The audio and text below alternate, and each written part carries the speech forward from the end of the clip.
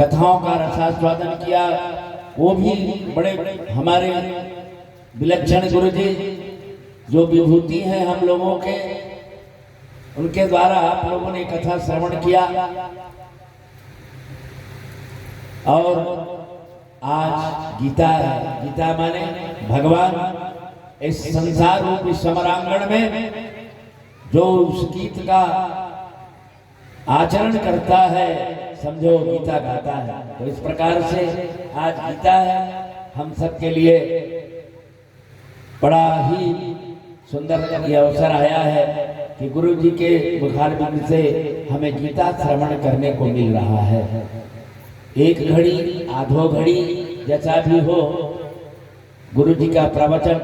अब कहे महाराज कुछ समझ में नहीं आता, ना समझ में आए तो भी लो, दवाई कितने खाते हो डॉक्टर देता है तो समझ में आता है, कहे कुछ समझ में नहीं आता फिर भी काम करता है कि नहीं करता है। तो वैसे ये भी है, गुरु जी के वचन रूपी जो नदियां हैं आपके हृदय रूपी समुद्र में समाएंगे वही बात बनेगा। हृदय सिद्धमति चीत सबाना स्वाति सारद वेद बखाना। तो गुरु जी के दिव्य चरणारविंद में हम सब प्रणाम करते हुए, और जैसे प्रवचन पूर्ण होगा तुलसी वर्षा का काम शुरू होगा। तुलसी वगैरह भी यही मंगवा लीजिए, और गीता जी में जो चढ़ोतरी करना है उसको भी सब यही रखवा लीजिए ताकि आपको बार बार उठ के जाना ना पड़े। इसलिए अब गुरु जी के चरणों में समस्त श्रोताओं की तरफ से करबद्ध प्रार्थना करते हुए गीता का दिव्य भव्य प्रवचन प्रारंभ करने की कृपा करें। परम पूज्य वनांचल पीठाधीश्वर जगत गुरु भगवान महाराज हरि हरि हरि हरि हरि हरि हरि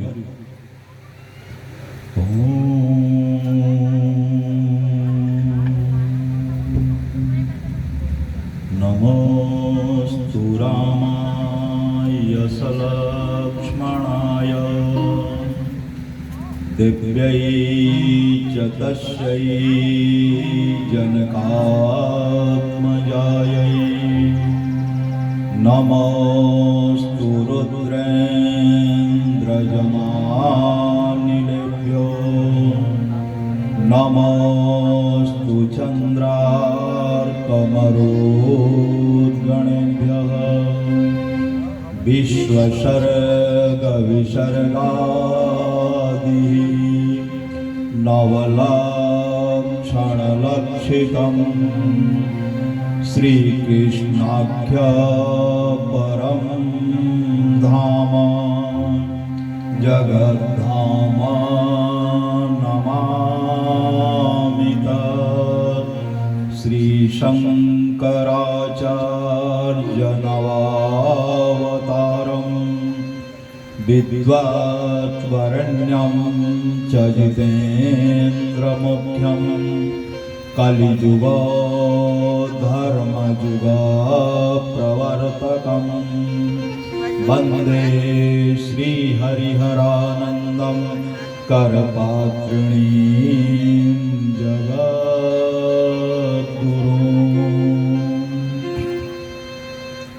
अनंत कोटि ब्रह्मांड नायक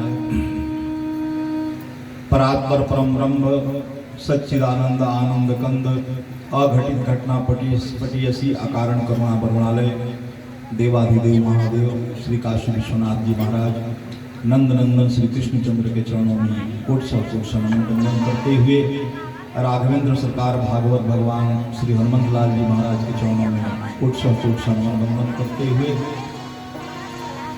माँ जगजननी जगदम्बा पराम्बा ललिताम्बा भगवती राजराजेश्वरी भगवती त्रिपुर सुंदरी वृषभानु दुलारी श्री किशोरी जी जनक दुलारी जी मैया अन्नपूर्णा के चरणों में कोट सौ नमन वंदन करते हुए इस श्रीमद् भागवत सप्ताह ज्ञान यज्ञ के हमारे आचार्य जी एवं वैदिक विद्वत्गण जिनके सानिध्य में सांगोपांग वैदिक रीति पद्धति से यह महायज्ञ आज पूर्णता को प्राप्त होने जा रहा है।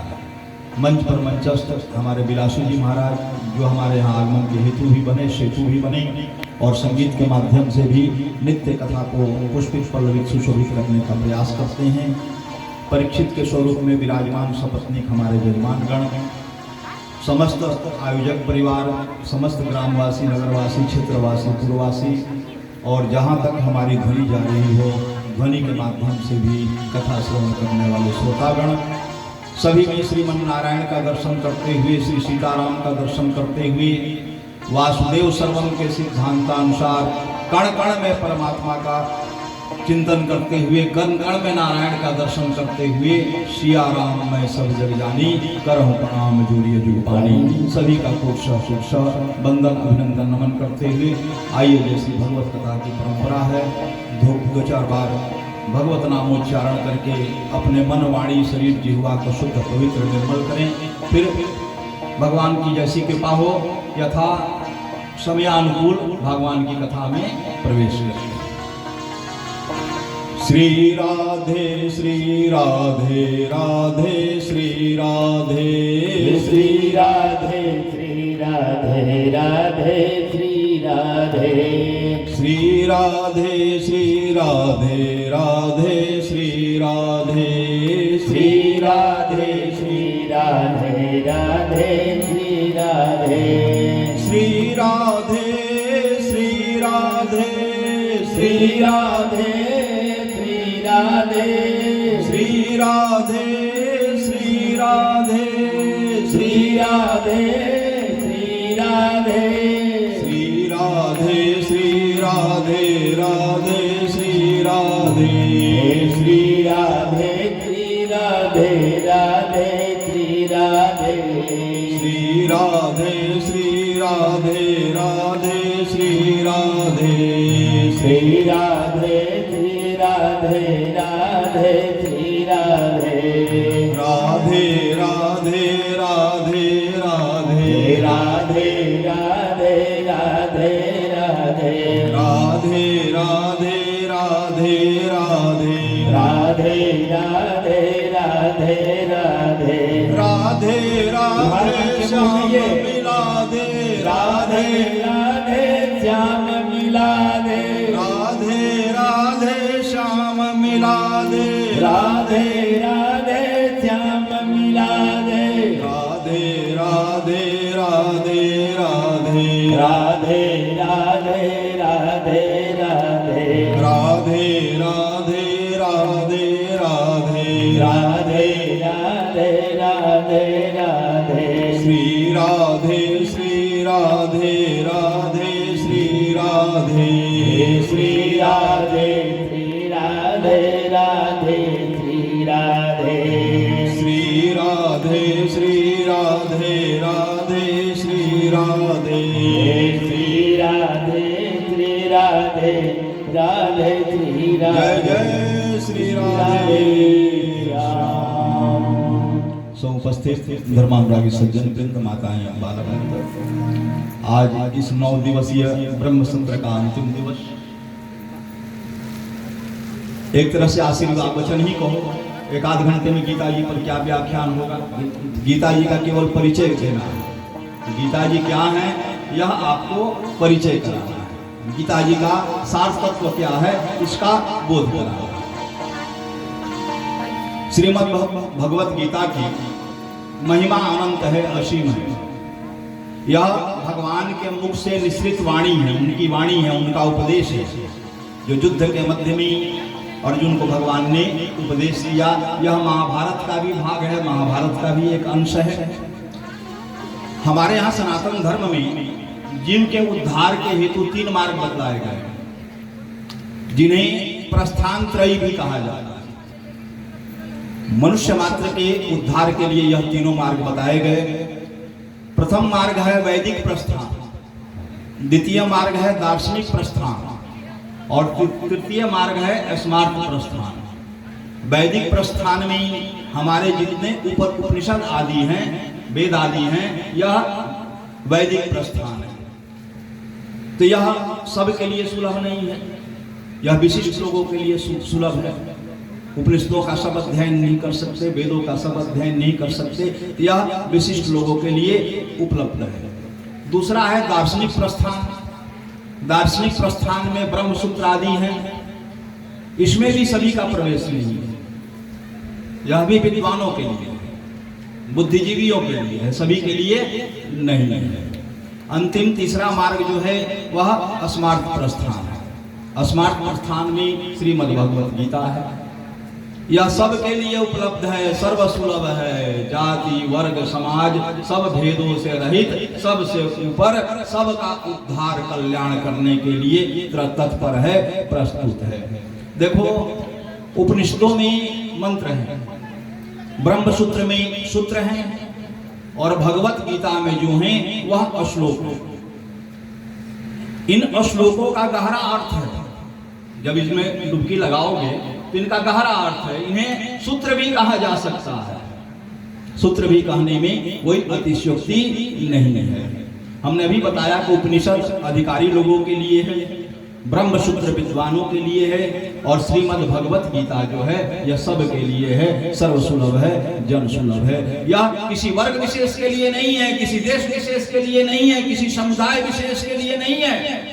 यह जीव मात्र के कल्याण के लिए ही भगवान के मुख से निश्रित वाणी है। एक बात जान लो, सनातन धर्म के किसी भी ग्रंथ के उतनी भाषाओं में अनुवाद नहीं हुआ जितनी भाषाओं में अनुवाद श्रीमद् भगवत गीता का हुआ, और पूरे विश्व में इसका अध्ययन किया जाता है, अध्यापन किया जाता है, श्रवण किया जाता है। चाहे वह किसी वर्ग के हों, किसी जाति के हों, किसी समुदाय के हों, सब इससे जीवन का मार्ग प्राप्त करते हैं, भगवत प्राप्ति का मार्ग प्राप्त करते हैं, मुक्ति का मार्ग प्राप्त करते हैं। देखो यह भगवान के द्वारा प्रदत्त प्रसादिक ग्रंथ भी है, हम लोग इसे प्रसादिक ग्रंथ कहते हैं। अनुष्ठान रूप में भी श्रीमद् भगवत गीता का पाठ होता है। बहुत लोग हैं जो नित्य भगवत गीता का पाठ करते हैं। हर अध्याय के पाठ का अलग अलग महत्व भी बताया गया है, अलग अलग महात्मा है कि प्रथम अध्याय का पाठ करेंगे तो क्या उसका फल होगा, द्वितीय अध्याय का पाठ करेंगे तो क्या फल होगा। एक एक अध्याय का भी लोग पाठ करते हैं, अनुष्ठान रूप में इसका आजीवन अनुष्ठान करते हैं। और एक बात जान लो, जो गीता का नित्य पाठ करता हो, नित्य अनुष्ठान करता हो, और कभी जीवन में संकट आ जाए, जीवन में कठिनाई आ जाए, वैसे तो सामान्यतः सीधा पाठ होता है, धर्म क्षेत्र कुरुक्षेत्र संहिता जो सबसे सीधा पाठ होता है। लेकिन जब अधिक कठिनाइयां जीवन में, अधिक परेशानी आ जाए, तो कभी कभी उल्टा पाठ भी होता है। अंतिम श्लोक से प्रथम श्लोक तक भी कभी कभी आया जाता है। यत्र योगेश्वरः कृष्ण यत्र पार्थो धनुर्धरः, इस मंत्र से प्रारंभ करके और फिर प्रथम मंत्र तक आया जाता है। यह भी एक पाठ की परंपरा है, और इससे जीवन में शांति की प्राप्ति होती है और जीवन के सभी उपद्रव नष्ट हो जाते हैं। भगवान जीवन में आगे का मार्ग प्रशस्त करते हैं। गीता देखो किसी वाद को भी लेकर नहीं चलती, किसी संप्रदाय को भी लेकर नहीं चलती। गीता सभी वादों, सभी संप्रदायों से मुक्त है। जैसे हमारे यहाँ अनेक संप्रदाय हैं, द्वैत है, अद्वैत है, विशिष्टाद्वैत है, द्वैताद्वैत है, विशुद्धाद्वैत है, अनेकानेक मार्ग हैं। लेकिन गीता जो है किसी वाद मार्ग या संप्रदाय का समर्थन नहीं करता है। यह तो जीव मात्र के, मानव मात्र के कल्याण के लिए मार्ग प्रशस्त करता है, उनका मार्गदर्शन करता है, उन्हें रास्ता दिखलाता है। परमात्मा से जो जीव अलग हो गए हैं, जो जीव बिछड़ गए हैं, उनको पुनः भगवत प्राप्ति के मार्ग पर ले जाकर के जीवात्मा और परमात्मा का मिलन कराता है। जीव को शिव बना देता है, जन को जनार्दन बना देता है, और नर को नारायण बना देता है। गीता में अनेक योगों की भी व्याख्या है। गीता में सभी प्रकार के योगों का वर्णन है। मुख्यतः 3 मार्ग बताए गए, ज्ञान मार्ग, कर्म मार्ग और भक्ति मार्ग। ज्ञान योग, कर्म योग और भक्ति योग, यह 3 मार्ग मुख्यतः बताए गए। इसके अलावा भी अनेकानेक मार्ग बताए गए हैं। उद्धार के उपाय के अनेकानेक उपाय बताए गए हैं। गीता में यज्ञों का भी वर्णन है। यज्ञ आदि कर्म करने से कैसे जीव का उद्धार होगा, कैसे उत्तम लोगों की प्राप्ति होगी, भगवत प्राप्ति होगी, यज्ञों का भी विस्तृत वर्णन है। दान कर्म का भी विस्तृत वर्णन है। दान आदि करने से जीव का कैसे कल्याण हो, कैसे मुक्ति हो, दान धर्म का भी वर्णन है। तपस्या का भी वर्णन है, कैसे आप तपस्या करें, तपस्या के मार्ग से कैसे अपने जीवन को सुधारें, कैसे प्रभु प्राप्ति करें। और इन 3 योगों के अलावा ध्यान योग का भी वर्णन है, प्राणायाम आदि का भी वर्णन है, हठ योग का भी वर्णन है, लय योग आदि का भी वर्णन है। सभी प्रकार के योगों का समावेश है, सभी प्रकार की उपासना पद्धतियों का समावेश श्रीमद् भगवत गीता में समाहित है। और कहा कि 3 जो मुख्य मार्ग हैं, ज्ञान मार्ग, कर्म मार्ग और भक्ति मार्ग। तो ज्ञान मार्ग भी देखो सबके लिए सुलभ नहीं है, ज्ञान मार्ग भी बड़ा कठिन है। ज्ञानियों को बड़ा जल्दी अहंकार होता है और अहंकार ही उनके पतन का हेतु बन जाता है, कारण बन जाता है। ज्ञानियों को भगवान कम मिलते हैं, मूर्खों को ज्यादा मिल जाते हैं। बड़े बड़े विद्वान ज्ञानियों को भगवान कम ही मिलते हैं, वह अपने विद्वता के अहंकार में, ज्ञान के अहंकार में, प्रतिष्ठा के अहंकार में फंसे रह जाते हैं। और मूर्ख को कोई अहंकार नहीं, वह प्रेम भक्ति भाव से ठाकुर जी को प्राप्त कर लेता है। तो ज्ञान मार्ग भी कठिन है, लेकिन ज्ञान की महिमा है। ना ही ज्ञानेन सदृशम पवित्रम विद्यते। इस संसार में ज्ञान के समान कुछ पवित्र नहीं है। अगर अहंकार से रहित होकर के ज्ञानार्जन किया जाए, ज्ञान को जीवन में धारण किया जाए, तो ज्ञान जैसे ही हृदय में प्रकट होता है, ज्ञानाग्नि जो है सभी विषय वासनाओं को जला करके भस्म कर देती है, नष्ट कर देती है। मोह माया प्रपंच से जीव को ऊपर उठा करके वैराग्य को प्रदान कर देती है, वैराग्य की प्राप्ति करा देती है। तो ज्ञान मार्ग सबके लिए नहीं है, कठिन है। अगर प्रयास करें तो भाई सरल भी है। जो प्रयास करें अहंकार से रहित होकर ज्ञानार्जन करें तो उनके लिए सरल भी है। कर्म मार्ग है, देखो कर्म मार्ग भी सरल नहीं है, बड़ा कठिन है। कर्म के द्वारा भगवत की प्राप्ति करना यह बड़ा कठिन है। कर्म में तो तुम्हारा अधिकार है, कर्म तुम कर सकते हो, लेकिन फल में तुम्हारा कोई अधिकार नहीं है कि फल अच्छा होगा कि बुरा होगा, अनुकूल होगा कि प्रतिकूल होगा। कर्मण्यवाधिकारस्तु मा फलेषु कदाचन। तो कर्म में तुम्हारा अधिकार है, लेकिन फल में तुम्हारा अधिकार नहीं है। और गीता जी के अनुसार सबसे सरल पूछो या हम लोगों के भी अनुसार सबसे सरल पूछो तो भक्ति मार्ग सबसे सरल है, सर्वसुलभ है, सभी के लिए सुलभ है। भक्ति मार्ग का आश्रय लेकर के एक विद्वान भी भगवत प्राप्ति कर सकता है और एक मूर्ख भी भगवत प्राप्ति कर सकता है। एक ब्राह्मण भी भक्ति का आश्रय लेकर के भगवत प्राप्ति कर सकता है और एक शूद्र भी भक्ति का आश्रय लेकर के भगवत प्राप्ति कर सकता है। तो भक्ति मार्ग जो है वह सबसे सरल है। देखो गीता हमें धर्म पथ पर, धर्म मार्ग पर चलने की प्रेरणा देती है। प्रारंभ से अंत तक देखो तो धर्म मार्ग पर, धर्म पथ पर चलने की प्रेरणा देती है। और बिना धर्म पथ पर चले जीव का उद्धार नहीं हो सकता है। गीता का प्रथम श्लोक ही है, क्या श्लोक है? धर्म क्षेत्रे कुरुक्षेत्रे समवेतायुयुत्सवः मामकः पांडवाश्चैव किम कुर्वत संजय। प्रथम श्लोक। इसमें कुरुक्षेत्र को क्या कहा जा रहा है? रणभूमि है, रण क्षेत्र है, युद्ध क्षेत्र है। लेकिन गीता जी में क्या उच्चारण किया जा रहा है? धर्म क्षेत्र कुरुक्षेत्र। यह कुरुक्षेत्र क्या है? धर्म क्षेत्र है। धर्म के लिए भगवान पांडवों के सानिध्य में युद्ध कर रहे हैं, धर्म की स्थापना का प्रयास कर रहे हैं। धृतराष्ट्र संजय से पूछ रहे हैं कि पांडवों हमारे पुत्रों के बीच जो युद्ध की स्थिति बनी हुई है वहां की क्या स्थिति है? किम कुर्वता संजय, क्या कर रहे हैं? वो लोग पूछते हैं। वह भी धर्म क्षेत्र कहकर संबोधित करते हैं, क्योंकि वह महाराज कुरु की पुण्य भूमि है, धर्म भूमि है। इस कारण धर्म क्षेत्र कह करके व्याख्या करते हैं। और देखो जीवन में सदैव धर्म मार्ग पर चलने का प्रयास करना चाहिए। जब धर्म मार्ग पर चलोगे तभी भगवत प्राप्ति होगी, ऐसे होने वाली नहीं है। धर्मो रक्षति रक्षितः, जो धर्म की रक्षा करता है, धर्म की स्थापना करता है, धर्म भी सदैव उसकी रक्षा करता है, उसकी स्थापना करता है। अब देखो यह भी विचारणीय प्रश्न है कि धर्म किसे कहते हैं? धर्म की परिभाषा क्या है? तो शास्त्रों में आया नोदना लक्षणों अर्थो धर्मः वेदेश्च सर्वे हमेव वेदः तंतो उपनिषदम पुरुषम पृच्छामि।